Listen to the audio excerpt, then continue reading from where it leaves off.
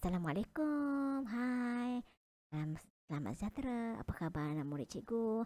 Baik, hari ini kita jumpa lagi dalam PDPR Bahasa Melayu untuk minggu selepas cuti tahun baru Cina. Cikgu yakin dan percaya anak murid cikgu kembali bersemangat untuk menimba ilmu. Betul tak? Okey, betul. Baik, syabas kepada anak murid yang begitu setia belajar bahasa Melayu dengan cikgu. Baik, untuk hari ini kita belajar tentang komponen sastra ataupun singkatan KOMSAS. Baik, apa tajuk yang cikgu nak ajar ini? Baik, tajuknya ialah aspek dan istilah sastra. Pada hari ini kita belum lagi belajar pantun, sajak, syair, drama dan sebagainya tahu.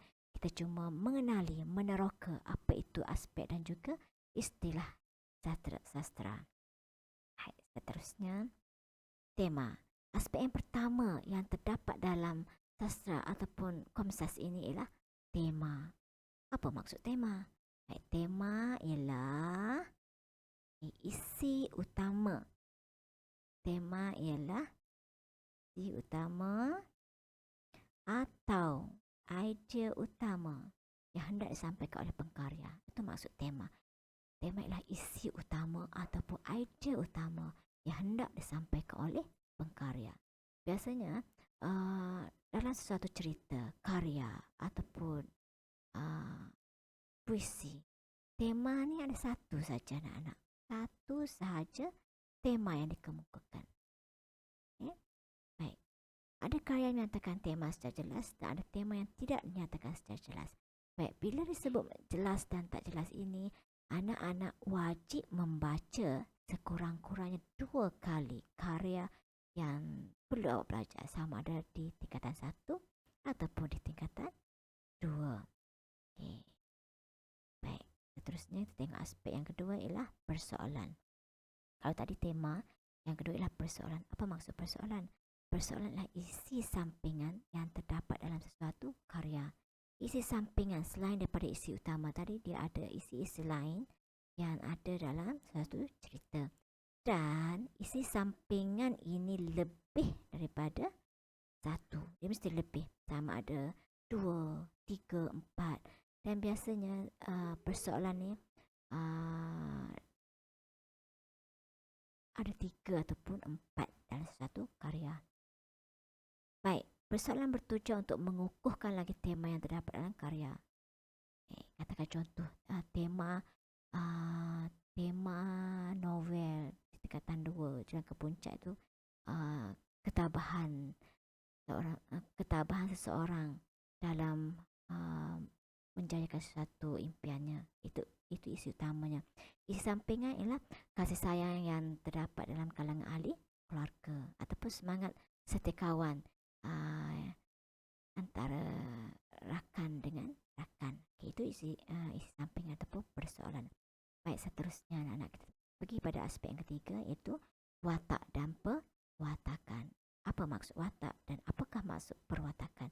Dari kata dasar yang sama, watak, ini perwatak, tetapi imbuhan yang berbeza. Watak dan perwatakan, 2 kata dasar yang sama tetapi maksud yang berbeza.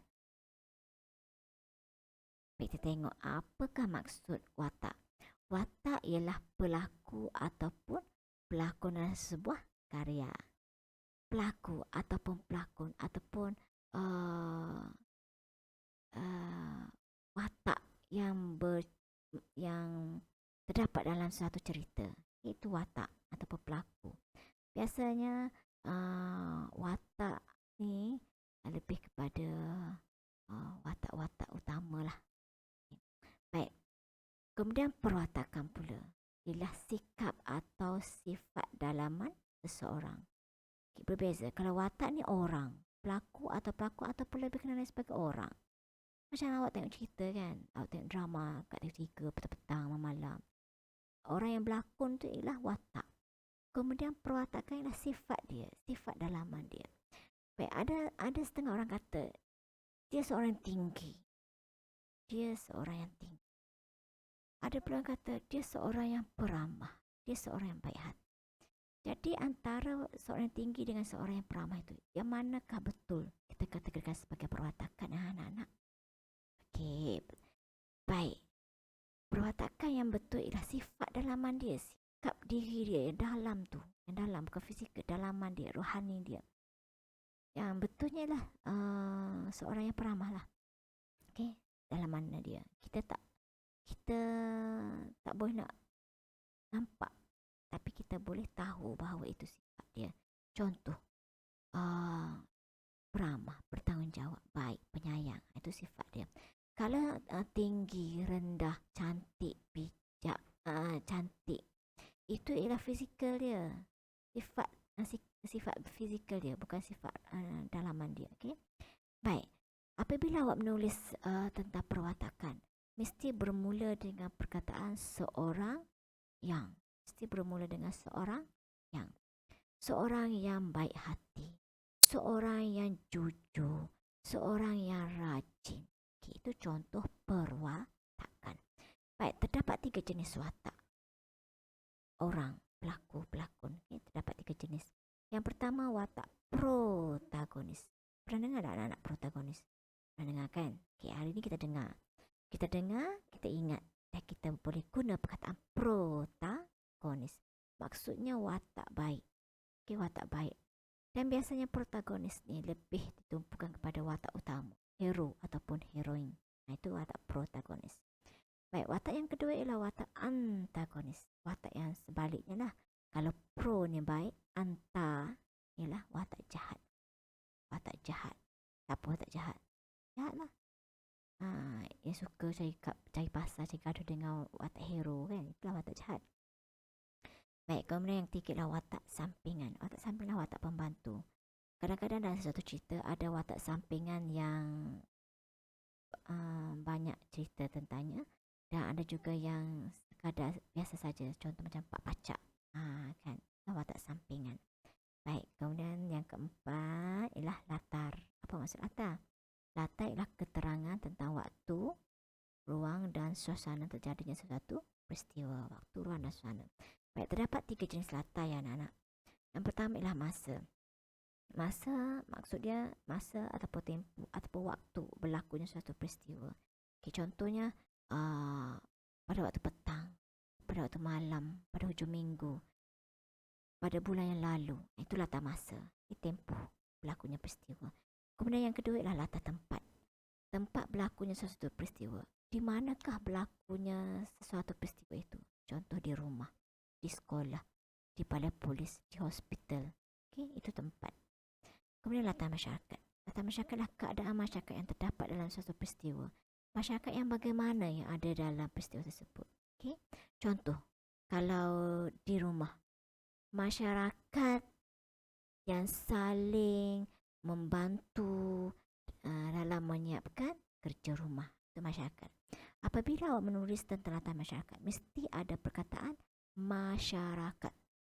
Contoh yang lebih jelas lagi, masyarakat pelajar yang sedang mengikuti pengajian secara dalam talian di rumah.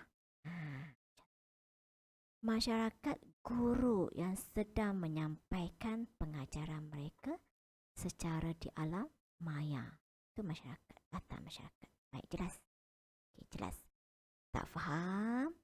Bagaimana cikgu selalu sebut, kena tanya. Jangan malu bertanya. Malu bertanya sesat jalan. Baik, yang kelima, plot. Apa maksud plot, cikgu? Maksud plot ialah penceritaan atau rentitan peristiwa atau jalan cerita berdasarkan hukum sebab dan akibat. Hukum sebab dan akibat. Dia rentitan peristiwa ataupun jalan cerita. Nak mudah awak faham, jalan cerita lah. Plot. Bila sebut je plot, jalan cerita. Jalan cerita ni maksudnya perkembangan cerita. Itu plot yang berdasarkan hukum sebab dan akibat. Baik, terdapat 2 jenis plot anak-anak murid. Baik, yang pertama ialah binaan plot. Binaan plot ni dia ada yang dimaksudnya bahagian cerita yang mengandungi permulaan, pertengahan, klimaks dan perakhiran cerita. Baik, cikgu tertinggal S1 di sini, tambah S. Masa nak tulis nota nanti tambah X, klimaks dan perakhiran cerita. Baik, Nanti cikgu akan terangkan secara jelas tentang binaan plot ni dalam pengajaran yang akan datang. Kalau cikgu nak ceritakan sekarang takut terlalu panjang dan anak-anak murid akan berasa jemu. Boleh? Okay. Kemudian teknik plot. Teknik plot ialah penggunaan teknik ataupun cara cerita itu disampaikan oleh pengarang. Teknik yang macam mana? Kita tengok teknik macam mana. Yang pertama, teknik dialog. Apa maksud teknik dialog? Perbualan. Perbualan ni pula antara dua orang ataupun lebih. Itu dialog. Okay. Kemudian teknik monolog. Monolog ni maksudnya bercakap seorang diri ataupun luahan kata-kata, tetapi kata-kata itu terluah daripada mulut yang bercakap tu. Itu monolog, bercakap sendirian. Contohlah, contoh semasa awak sedang memakai kasut. Lepas tu awak berkata sendiri, kenapa kasut aku ni sudah nampak lusuh? Atau bercakap sendiri. Bercakap sendiri tapi awak meluahkan kata-kata itu. Okay, itu bercakap sendiri. Kemudian perbezaan pula dengan teknik yang ketiga itu teknik monolog dalaman. Kalau tadi monolog, yang ni monolog dalaman, tambah monolog dalaman. Maksudnya apa? Maksudnya bercakap dalam hati. Disebut monolog dalaman, ia bermaksud bercakap dalam hati. Hanya awak saja yang tahu apa yang awak cakap dalam hati. Orang tak tahu. Katakan, masa awak sedang mendengar cikgu mengajar ni, cikgu bibil ni, awak bercakap dalam hati. Apalah cikgu, rasanya aku bosan betul lah. Bercakap dalam hati, cikgu tak dengar. Orang lain yang ada kat sebelah awak pun tak dengar. Hanya awak saja yang dengar. Okay? Bercakap dalam hati. Baik, kemudian imbas kembali. Imbas kembali ataupun bahasa Inggeris ataupun bahasa Australia flashback. Imbas kembali. Apa maksud imbas kembali? Mengingat semula peristiwa yang telah berlaku. Peristiwa yang telah berlaku. Telah. Peristiwa yang telah berlaku. Contoh, semasa awak sedang memakai kasut tadi, awak teringat semula kenangan semasa awak bersekolah pada tahun lepas. Okay. Awak ingat semula, awak rasa rindu untuk berjumpa dengan kawan-kawan. Maksudnya, itu ialah teknik imbas kembali ataupun flashback. Flashback. Bila cikgu sebut flashback, itu ialah imbas kembali. Ingat semula peristiwa telah. Baik, kemudian imbas muka. Kalau tadi imbas kembali, ni imbas muka pula. Muka siapa? Muka awak lah. Tak ada. Imbas muka tu maksud dia membayangkan peristiwa yang akan berlaku. Ataupun nama bahasa foreshadow. Foreshadow. Membayangkan peristiwa yang akan. Kalau flashback tadi telah, foreshadow akan. Okay, apa peristiwa yang akan berlaku yang awak bayangkan? Contoh semasa awak sedang memakai kasut tadi, awak membayangkan alangkah seronoknya kalau bulan depan awak dapat bersekolah secara bersemuka kan, bertemu dengan kawan-kawan. Itu ialah imbas muka ataupun foreshadow. Faham setakat ni? Okey, bagus. Anak murid cikgu memang bijak. Kemudian teknik pemberian. Teknik yang terakhirlah teknik pemberian ataupun penceritaan langsung oleh pengarang. Pengarang bercerita. Pada permulaan cerita tu pengarang memainkan peranan dia bercerita. Contoh. Pada petang itu, Ali sedang membasuh kereta kesayangannya. Tiba-tiba Ali berasa seluruh urat-urat sendinya sakit. Ali cuba menahan kesakitan itu, namun dia gagal. Akhirnya, Ali tewas dan dia terpaksa mengunjungi klinik kesihatan terdekat untuk memeriksa tahap kesihatan. Okay. Itu ialah teknik penceritaan secara langsung oleh pengarang ataupun dikenali sebagai teknik pemberian. Faham? Good, bagus. Faham. Baik, seterusnya gaya bahasa. Apakah gaya bahasa? Gaya bahasa adalah cara pengkarya menggunakan bahasa. Bahasanya macam mana pengarang nak guna? Okay. Baik, dia ada 3. Unsur bunyi, unsur alam dan juga unsur bahasa. Unsur bunyi. Apakah unsur bunyi? Okay, contoh unsur bunyi adalah asonansi, aliterasi, anafora. Bukan anafora, ya Allah. Maafkan cikgu sekali lagi anak murid. Anafora, bukan bukan tapi ana A. A-N-A, ana juga epifora. Apa maksud-maksud ni? Okay, nanti kita akan belajar. Tapi kalau nak tahu secara ringkas, beritahulah. Asonansi. Asonansi ni adalah perulangan bunyi vokal. Oh, asonansi. Perulangan bunyi vokal. Baik, apakah vokal? A, E, I, O, U. Huruf yang paling banyak dalam satu ayat itu dikenali juga sebagai asonansi vokal. Contoh huruf A. A paling banyak dalam ayat tersebut. Itulah asonansi. Kemudian aliterasi. Aliterasi ialah sebaliknya. Kalau asonansi ialah vokal, aliterasi ialah konsonan. Apakah huruf konsonan anak? Bagus. Huruf konsonan ialah B, C, D, F, G, H, I bukan, H, J, K, L, M, N, P, Q, R, S, T, V, W, X, Y, Z. Baik, kemudian rima. Rima ialah bunyi akhir. Dan biasanya rima ni digunakan dalam puisi sama ada sajak, syair, pantun. Itu rima. Kemudian epifora. Anafora cikgu belum terangkan lagi. Anafora. Siapakah yang bernama Ana? Sudah semestinya seorang perempuan. Okay. Pak kata bahasa Inggeris, ladies first. Ladies first. Bila sebut Ana, maksudnya perulangan perkataan di awal baris itu anafora. Perulangan kata di awal baris. Sebab apa Ana di awal baris? Sebab Ana ialah perempuan. Dia mesti mula-mula ladies first. Okay, itu anafora. Kemudian tadi rima dah cerita dah. Unsur bunyi akhir. Kemudian epifora. Kalau tadi Ana perempuan, epifora. Epi ni biasa lelaki kan. Kalau anafora ladies first, epifora lelaki tak akhir lah. Lelaki tak akhir. Perulangan perkataan di akhir baris. Itu formula yang cikgu selalu beritahu anak murid cikgu untuk mudah ingat perbezaan anafora dan juga epifora. Baik, kemudian contoh unsur bahasa, diksi. Diksi ni adalah maksudnya penggunaan ayat. Sama ada ayat tu panjang atau pendek, mudah ataupun payah. Itu diksi. Kemudian simile.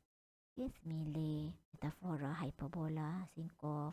Okay, simile ni maksudnya perbandingan yang mengandungi perkataan seperti, pak, umpama, laksana, bagai. Itulah simile. Metafora ialah perbandingan yang mengandungi unsur abstrak dan juga nyata. Contoh apa dia? Angin malam. Angin. Kita tak nampak kan? Kita cuma rasa angin. Baik. Kemudian hyperbola. Hyperbola ni ialah perbandingan secara melampau. Secara tak logik, tak masuk akal. Contoh ayat. Dia menangis merau-rau sehingga mengeluarkan air mata darah. Ada ke orang menangis sampai keluar mata darah? Tak ada kan? Nampak tak? Itu melampau-lampau, tak logik, tak masuk akal. Itu ialah hyperbola. Kemudian sinkof. Sinkof ni ialah singkatan kata. Singkatan kata, kof kata sinkof. Contoh, hendak menjadi nak. Mahu menjadi mau. Kemudian peribahasa. Peribahasa macam biasalah awak nak belajar peribahasa bagi awak dengan tebing. Kemudian personifikasi. Okay, nak mudah ingat, ambil perkataan person. Dalam bahasa Inggeris, orang, person. Jadi personifikasi maksudnya unsur perorangan. Sifat manusia yang diberikan kepada sesuatu benda. Contoh, pokok kelapa itu melambai-lambai di tiup angin. Siapa yang melambai? Biasa manusia kan melambai kan. Okay. Jadi pokok kelapa itu perbandingan kepada melambai. Melambai itu dibandingkan dengan pokok kelapa. Baik, kemudian unsur alam. Unsur alam ialah penggunaan alam semula jadi yang terdapat di dunia inilah. Baik, satu lagi kesalahan perkataan yang cikgu buat di sini. Cikgu minta maaf sekali lagi. Sesuatu, bukan sesuatu. Sesuatu. Awak betulkan nanti dalam nota, awak betulkan sesuatu. Okay. Karya. Contoh laut, mengeluh, merpati, apalagi ikan, ayam, tik, kelapa. Itu ialah unsur alam. Baik, seterusnya yang ketujuh, nilai. nilai suatu sifat yang baik dan murni. Bila sebut baik dan murni, itulah nilai. Kalau yang perkara yang tak baik itu bukan nilai ya. Baik, contoh nilai kasih sayang, nilai bertanggungjawab, nilai kerja, sama. Banyak lagi nilai. Ada lebih kurang 16 nilai yang perlu belajar. Baik, ini hanya sebahagian saja cikgu beri. Dan suka cikgu ingatkan anak-anak cikgu, dalam suatu karya, tak kira sajak ke cerpen ke, novel ke, drama ke apa ke, nilai kasih sayang adalah wajib. Wajib ada nilai kasih sayang. Dalam kehidupan kita pun kan, nilai kasih sayang itu kan wajib. Baik, kemudian seterusnya, pengajaran. Pengajaran. Aspek yang terakhir ialah pengajaran. Pengajaran adalah cara pengkarya mendidik pembaca karya. Cara dia mendidik, mengajar pembaca. Penulisan pengajaran mesti mulakan dengan kita adalah semasa awak nak nulis pengajaran, awak mesti masukkan permulaan kita adalah. Kita mestilah, kita wajar, kita harus, kita perlu. Kita nak mengajar orang kan, nak mendidik orang, kita mestilah guna perkataan tu. Kita naklah, kita mestilah, kita wajar, kita harus, kita perlu. Baik, contoh pengajaran. Dan biasanya pengajaran ni diambil daripada nilai. Kalau tadi nilai kasih sayang, bila buat pengajaran, kita masukkan perkataan kita hendaklah, kemudian tukarlah kasih sayang tu tukar kepada menyayangi. Cuma tukar imbuhan saja anak-anak. Kita hendaklah menyayangi ahli keluarga walau apapun keadaannya. Yang kedua, kita mesti bertanggungjawab. Ada kan bertanggungjawab tadi? Tadi nilai bertanggungjawab. Kemudian bila je pengajaran, kita mestilah bertanggungjawab atas segala perkara yang dilakukan. Yang tiga, kita wajar bekerjasama dalam melakukan sesuatu perkara. Ini secara umum saja, tahu? Secara umum saja. Dan awak perlu jelaskannya dengan contoh. Sebagai contohnya apa? Baik. Faham setakat ini anak-anak cikgu? Faham, bagus. Cikgu yakin dan percaya anak cikgu mesti faham. Kalau tak faham apa cikgu cakap, kena tanya. Sama ada dalam grup ataupun secara personal. Jangan malu bertanya. Siapa malu sesat jalan. Baik. Seterusnya kita tengok slide terakhir. Sekian, terima kasih. Selamat menimba ilmu anak-anak. Jangan malu bertanya. Bye-bye.